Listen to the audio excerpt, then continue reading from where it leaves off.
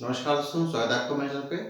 पिछले वीडियो में बौद्धिक क्रांति के अंतर्गत आपने जैन धर्म देखा था और इस वीडियो में बौद्धिक क्रांति के अंतर्गत जो है आप बौद्ध धर्म देखेंगे। जो बौद्धिक क्रांति है, आपको पता है कि वैदिक कालीन सभ्यता के पतन के बाद बौद्धिक क्रांति हुई थी और 16 महाजनपदों का उदय हुआ था। उसी में जो पहला धर्म देखे थे, पढ़े थे आपने, पहला वो जैन धर्म था। इसमें आप बौद्ध धर्म देखेंगे। चलिए शुरू करते हैं। आप जानते हैं बौद्ध धर्म के प्रवर्तक जो थे गौतम बुद्ध थे। तो सबसे पहले हम बुद्ध के बारे में थोड़ी जानकारी ले लेते हैं कि बुद्ध के बारे में, जो उनकी बेसिक, जो उनका जन्म कहाँ हुआ था या उनका नाम क्या था, इसके बारे में देखते हैं। जन्म जो है बुद्ध का लुम्बिनी नेपाल में हुआ था और ये हुआ था 563 BC यानी कि ईस्वी पूर्व में। बचपन का नाम सिद्धार्थ था। इनके जन्म को कमल और साण, ये जो इनका जो नोटिफिकेशन कह सकते हैं या सिंबल कह सकते हैं, प्रतीक, ये कमल और साण था। इनके पिता जो थे वो शुद्धोधन कपिलवस्तु के राजा थे। माता का नाम था महामाया, कोली गणराज्य की कन्या थी। पालन पोषण का प्रजापति गौतमी ने किया था। जो धाय माँ थी, चूंकि इनकी माता जी का देहांत हो गया था, तो पाल पोषण इनका गौतमी ने किया था। पत्नी का नाम था यशोधरा, पुत्र का नाम राहुल। गृहत्याग में जब इनका मन नहीं लगता था कि दुनिया क्या है, इनके मन में तमाम प्रकार क्वेश्चन आते थे। आपने जैसे कि इनके बारे में पढ़ा होगा, तो एक समय इनके मन में ऐसा आया कि ये संसार में तो दुख क्यों है, ये समस्याएं क्यों हैं। तो इसके जानकारी के लिए ये चुपचाप रात में अंधेरे से में अपने राज्य के बाहर रात में निकल गए और उनकी अवस्था उस समय 29 वर्ष की थी। इसको महाविनिष्क्रमण कहा गया है। ये पूछा जाता है परीक्षा में, महाविनिष्क्रमण कहा जाता है और इसका प्रतीक घोड़ा है। इसका प्रतीक क्या है? घोड़ा। इसका जब वो वहां से गए तो वैशाली में उन्होंने अपना एक गुरु बनाया जिसका नाम था अलार कलाम। वहां से वो गए राजगृह। वहां उनकी भेंट एक अन्य गुरु से हुई, मतलब अन्य व्यक्ति से हुई, जिनको उन्होंने गुरु बनाया रुद्रक रामपुत्र नामक। उसके बाद फिर वहां से वो उरुवेला गए। उरुवेला में 5 सन्यासी जो ब्राह्मण सन्यासी थे, उनके साथ उन्होंने ध्यान लगाना प्रारंभ किया, अर्थात तपस्या करना प्रारंभ किया। कुछ वैचारिक मतभेद के कारण वो 5 सन्यासी जो थे उनको छोड़ के चले गए। लेकिन जो बुद्ध थे वहां से वो उठकर गया गए, बोध गया गए और वहां उन्होंने समाधि लगाई, अर्थात ध्यान लगाना प्रारंभ किया। तो वैशाख पूर्णिमा के दिन उनको ज्ञान प्राप्ति हुई। बोधि वृक्ष के, जो पीपल का पेड़ था उसको बोधि वृक्ष कहा गया। बोधि वृक्ष के नीचे उनको 8वें दिन ज्ञान प्राप्ति हुई। इसको उन्होंने कहा संबोधि की प्राप्ति, अर्थात ज्ञान की प्राप्ति। और ये किसके नदी किनारे था? निरंजना नदी। पूछा जाता है किस नदी किनारे था, तो निरंजना नदी के किनारे उनको ज्ञान की प्राप्ति हुई थी वैशाख पूर्णिमा के दिन और बोधि वृक्ष के नीचे महात्मा बुद्ध को। इसके बाद वो उनका प्रथम उद्देश्य था उन्हीं मित्र सन्यासियों को था जिनके साथ उन्होंने पहले ध्यान लगाना आरंभ किया था। और ये कहां पर था? प्रथम उपदेश दिया था ऋषिपत्तन में, और इसको कहा गया धर्म चक्र प्रवर्तन। और ये हिंदी भाषा में है। पाली भाषा में कहा जाता है धम्म चक्र प्रवर्तन, कहा जाता है इसको धम्म चक्र प्रवर्तन पाली भाषा में। संघ किसको कहते हैं? बौद्ध भिक्षुओं का संग्रह या समूह को संघ कहा जाता है।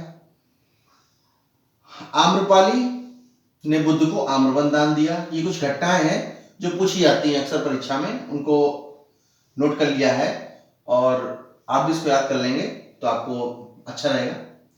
इसके बाद श्रावस्ती के व्यापारी सुदत्त अनाथपिंडक का आमंत्रण हुआ और इसके बाद भिक्षुणी संघ का निर्माण हुआ। प्रारंभ में जो बुद्ध के जो का बौद्ध धर्म था, उनका जो धर्म था उसमें स्त्रियों का प्रवेश नहीं था, स्त्रियों का प्रवेश नहीं था उसमें।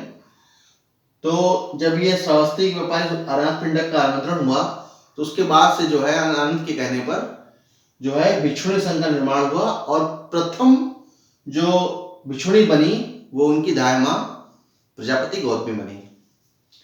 तो प्रथम भिक्षुणी बनी प्रजापति गौतमी। इसके बाद उन्होंने जेतवन विहार दान में प्राप्त किया। इसके अलावा प्रसेनजित ने पूर्वाराम विहार बुद्ध को दे दिया, मतलब दान दिया। होता यह था कि जितने भी जो राजा या जो ऐसे लोग थे वो अन्य धर्मों को वहां विहार होते थे जहां पे बौद्ध भिक्षु निवास करते थे, वर्षा काल को बिताया करते थे, उन्हें विहार कहा जाता था। तो वो अपने पास से वो चीज वो दे देते थे, जमीन वो स्थान दे देते थे बौद्ध भिक्षुओं के लिए, उन्हीं को विहार कहा गया है। तो प्रसेनजित ने पूर्वाराम विहार को बुद्ध को दे दिया। 21 वर्षा काल श्रावस्ती बिताया। किसने? बुद्ध ने। सर्वाधिक समय उन्होंने श्रावस्ती बिताया और सर्वाधिक उपदेश भी उन्होंने वही दिए, श्रावस्ती में दिए। पूछा जाता है कि बुद्ध ने सर्वाधिक उपदेश कहां दिए थे? श्रावस्ती में दिए थे। इसके बाद कहानी पढ़ी होगी आप लोगों ने। अंगुलीमाल डाकू को बौद्ध भिक्षु बनाया और उसका क्या नाम रखा? धर्मा। अंगुलीमाल डाकू को बौद्ध भिक्षु बनाया, धर्मा उसका नाम रखा। अंतिम शिष्य सुबद्ध था। महात्मा बुद्ध का जो शिष्य था अंतिम, क्या नाम था उसका? सुबद्ध। और उनकी मृत्यु जो है 80 वर्ष की अवस्था में कुशीनारा नामक स्थान पे हुई, जो आधुनिक कुशीनगर के नाम से जाना जाता है। आप जो आधुनिक कुशीनगर जिला है वो 2 भागों में बटाया हुआ है। ये एक भाग जो पावा का कुशीनगर और एक कुशीनारा, जिसको आधुनिक कुशीनगर के नाम से आते हैं, कस्बा जो है, उसी स्थान पर वहां पे आज भी उनका जो लेटी हुई और काफी स्तूप मिलते हैं, बने हुए हैं। तो 80 वर्ष की अवस्था में कुशीनारा नामक स्थान पर उनकी मृत्यु हो गई। अब बौद्ध धर्म में जो महात्मा बुद्ध थे या गौतम बुद्ध थे, उन्होंने कुछ मार्ग बताए हैं, कुछ सत्य बताए हैं। उनका मानना यह था कि ये जो दुनिया दुख से भरी हुई है, समस्त मतलब जितना भी जो जीवन है सब दुख से भरा हुआ है, सब दुख। तो उन्होंने 4 आर्य सत्य माने जो इस जीवन में पूर्णतया सत्य पाए गए उनके अकॉर्डिंग, मतलब उनके धर्म के अकॉर्डिंग। पहला था दुख, दूसरा दुख समुदाय, तीसरा दुख निरोध और चौथा था दुख निरोध गामिनी प्रतिपदा। जैन धर्म जहां एक्सट्रीम पोजीशन या मतलब जो है कह सकते हैं कि अतिवाद को बढ़ावा देता है, वहां पे बौद्ध धर्म मध्यम मार्ग को अच्छा मानता है। उसमें यह नहीं होता है कि अपने आप शरीर को कष्ट दें या फिर निर्वस्त्र हो करके रहें या फिर ऐसा कुछ नहीं उसमें है। वहां पे ऐसा मार्ग है जो आप सरलता पूर्वक अपना सके, सभी लोग अपना सके, ऐसे मार्ग को अपनाया गया है बौद्ध धर्म में। इसको मध्यम मार्ग कहते हैं। तो जो प्रतिपदा शब्द का अर्थ यहाँ लिखा हुआ है ग्रीन कलर से, अष्टांगिक मार्ग या मध्य मार्ग, इसका तात्पर्य। इसमें अष्टांगिक मार्ग उन्होंने दिए हैं कि किस प्रकार से आप अपने जीवन को अच्छे 8 मार्ग के अनुसार बना सकते हैं। सम्यक संकल्प, अच्छा संकल्प करके, सम्यक स्मृति, सम्यक दृष्टि, सम्यक वाणी, सम्यक समाधि, सम्यक व्यायाम और सम्यक कर्म, सम्यक आजीव। आजीव का मतलब होता है निर्वाण, महापरिनिर्वाण कह सकते हैं, या फिर कहते हैं जन्म मरण से मुक्ति। अगर कोई आत्मा है और उसको मोक्ष प्राप्त हो जाए, समझ लीजिए, तो इस तरह से उसका तात्पर्य है आजीव। बौद्ध धर्म आत्मा को नहीं मानता लेकिन पुनर्जन्म में विश्वास करता है बौद्ध धर्म। इसके बाद बौद्ध धर्म के समय में कुछ संगीतियां हुई थी, ये बहुत इंपॉर्टेंट है और पूछी जाती हैं कि कौन संगीति कब हुई थी, कौन राजा थे, कौन अध्यक्ष थे और इसमें क्या कार्य हुए, ये भी पूछा जाता है। कई परीक्षाओं पूछा गया है, तो इनको आप याद कर लीजिएगा। 4 संगीतियां हुई थी मुख्य रूप से। पहली संगीति जो है इसका स्थान राजगृह था। कहाँ हुई थी? राजगृह में। अध्यक्ष थे महाकश्यप, राजा थे अजातशत्रु। पहली संगीति अजातशत्रु। वर्ष 483 BC, 483 ईस्वी पूर्व। कार्य सूक्त पिटक और विनय पिटक का निर्माण हुआ था। सूक्त पिटक और विनय पिटक आप जानते हैं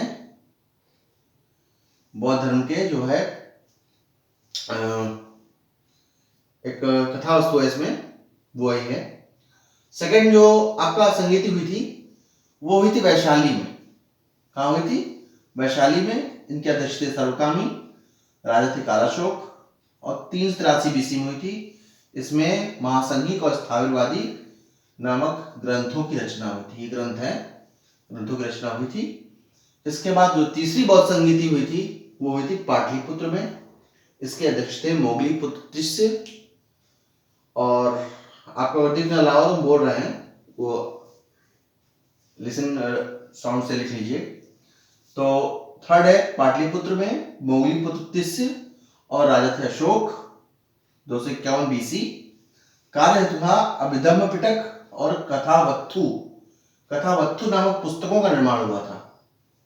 यह अभिधम्म पिटक जो है तथा कथावस्तु एवं कथावत्थु नामक पुस्तकों का निर्माण हुआ था। इसका लास्ट है कुंडलवन। कुंडलवन पड़ता है कश्मीर में। तो कश्मीर के कुंडलवन में चौथी बौद्ध संगीति हुई थी और इसके अध्यक्ष थे वसुमित्र और ये लिखा अश्वघोष। अश्वघोष उपाध्यक्ष थे। वसुमित्र अध्यक्ष थे, अश्वघोष उपाध्यक्ष थे। राजा थे कनिष्क। वर्ष प्रथम शताब्दी में हुआ था। समय जो था करेक्ट नहीं दिया हुआ है। इसका प्रथम शताब्दी में हुआ था। राजा कनिष्क थे और कार्य हीनयान और महायान दो संप्रदायों में बौद्ध धर्म बट गया था, जिसमें महायान जो है उसको उच्च मार्ग कहते हैं, हीनयान निम्न मार्ग कहते हैं। तो दो मार्गों में या दो धाराओं में बट गया था बौद्ध धर्म। तो आपका ये वीडियो था बौद्ध धर्म के लिए, बौद्धिक क्रांति से संबंधित। अब नेक्स्ट वीडियो आपका जल्दी हाजिर होगा, तो चैनल को सब्सक्राइब कर लीजिए, बेल आइकन को प्रेस कर लीजिए और जितना भी जो भी आप देख रहे हैं उसके नोट्स बनाते चलिए। और ये जो जीएस का पोर्शन है, अभी जो हाल में वैकेंसी आई है लेक्चरर की यूपीपीएससी, तो उसके लिए भी बहुत इंपॉर्टेंट है जीएस, क्योंकि 40 नंबर का जो प्री में है 40 क्वेश्चन आएंगे। 40 क्वेश्चन जीएस के आएंगे और आप उसको इग्नोर नहीं कर सकते। तो बराबर इसमें कक्षाएं चलेंगी और इसको चैनल को सब्सक्राइब कर लीजिए और मिलते हैं नेक्स्ट वीडियो में। नमस्कार।